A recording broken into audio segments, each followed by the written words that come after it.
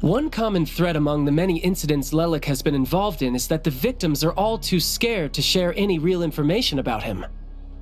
Clearly, he must have threatened them in some way. His modus operandi is to silently infiltrate the scene and leave a threatening letter behind. But neither the letters nor the crime scenes ever yield any clues to his identity. So all these files have to offer are short statements by the people affected. They don't give us a lot to go on. If nothing else, it shows we're dealing with a trained professional who's versed in counter-surveillance. Yes, and to that point, he often strikes in highly secure locations. The victims are high-ranking and influential people who take their personal security very seriously. Somehow, Lelek slips right into their rooms without making a sound.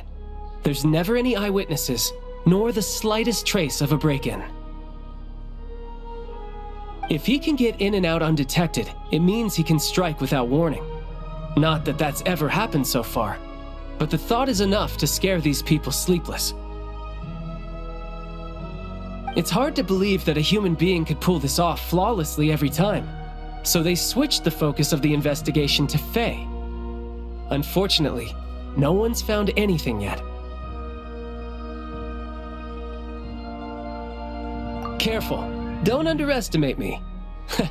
Although truth be told, I'd probably find it hard not to blow my cover. Direct confrontation is more my style. We haven't ruled out the possibility of Lelek being human. It's just, there can only be a handful of people in all of Teyvat who'd fit the profile. Faye, on the other hand, plenty would have the ability, but few would have the motive.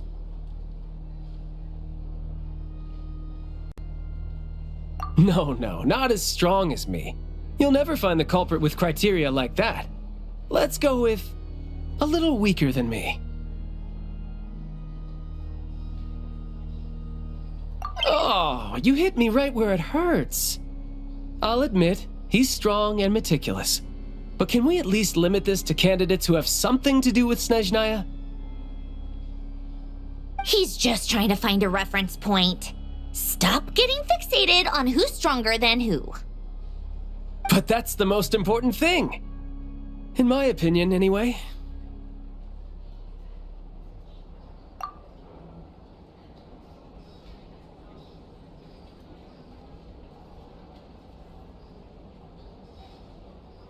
Odette? Yeah, that seems about right.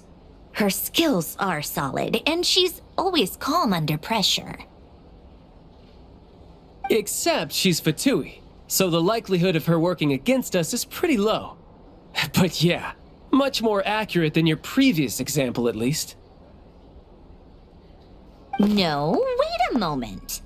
Maybe we should interrogate that assumption. What do you mean? Which assumption? Her Fatui identity doesn't necessarily exonerate her. And when you think about it, the Rokot would be precisely what she needs to conceal her identity. Plus, she wouldn't need to be such a pro at covering her tracks. She'd already know where the Fatui will be and when, so she could choose the perfect time to act. Oh, yikes. I was just thinking out loud. Why is this starting to sound like such a convincing theory? Still, what reason could Odette possibly have for trying to call off Project Stuja? Arlecchino would be the best person to ask. She knows Odette best. Unfortunately, she isn't back yet. Rosaline used to open up to her in private about her struggles with Odette. As I'm sure you can imagine, Arlecchino is quite a lot better with children than Rosaline was. She gave her some tips on how to handle the situation, and Rosaline managed to reach a settlement with Odette before leaving. So I suppose there were at least no lifelong regrets left behind. Beyond that, I don't know the details about that side of things. But I do know that Odette definitely has a motive to hold a grudge against Project Stuja. The reason being, her father passed away during the early stages of the project. That was back before it had been named Project Stuja, when things were still being worked out. But in essence, it's remained the same ever since.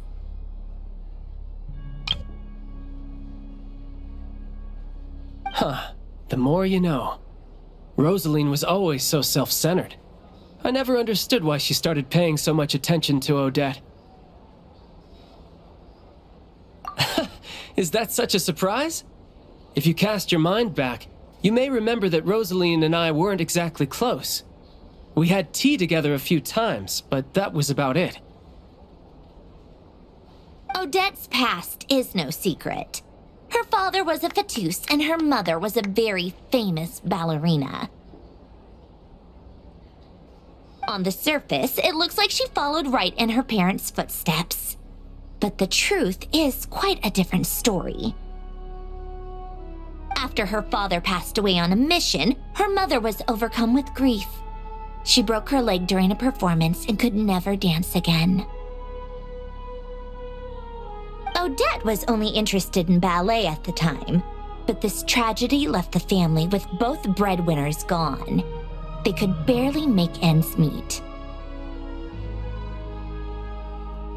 Per Capitano's policy, family members of Fatui who died in the line of duty had to be appropriately accommodated and provided with adequate assistance. So, regardless of how Rosaline may have felt about it, it fell to her to resolve the issue of Odette's family's livelihood. In the end, the solution they agreed upon was to have Odette join the Fatui.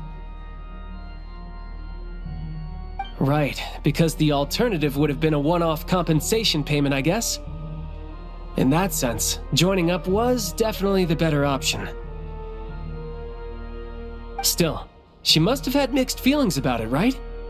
If she doesn't even like the Fatui. It's just a theory, a possibility. But as a motive for Odette to become Lelek, it holds up. That said, I have no idea where Odette's head is at right now, or what her conflict with Rosaline was about. Plenty of people were on bad terms with Rosaline. I have no intention of trying to figure it all out. Yes, but there's not much point in discussing that now. Yeah, back to Lelek. Since our investigations so far have turned up next to nothing, we've got nothing to lose by trying a new angle. Funnily enough, Tonya and I had actually made plans to go to the theater tomorrow to watch Odette's rehearsal. Unfortunately, thanks to this Lelek situation, I'll be stuck working overtime again. Which means you can go in my place. No point wasting the ticket. Plus, you'll get to meet Tonya. Spirit Seeker.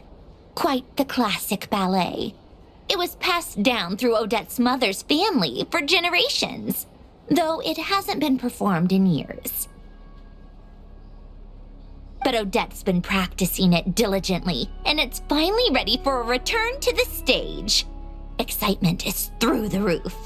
Tickets for the official performance sold out long ago. Tonya's excited for it too. She's desperate to see it no matter what. Personally, it's not really my kind of thing, but since she's my little sister, I had to figure something out. I've actually seen it several times before. The story's pretty straightforward. The lead character follows a trail of clues left behind by a spirit, gradually recovering her memories along the way. It's a tale of love and regret. So not exactly reinventing the wheel, at least by today's standards. But when that classic melody kicks in and the lead character begins to dance, it always gets me. It really is beautiful. Not an easy dance to do justice to, though. I know it's always been Odette's dream to perform this piece, but I'm not sure she's really ready. In that case, I think that even if she is Lelek, we should wait until her performance is over before we respond. I'll let you take it from here, comrade.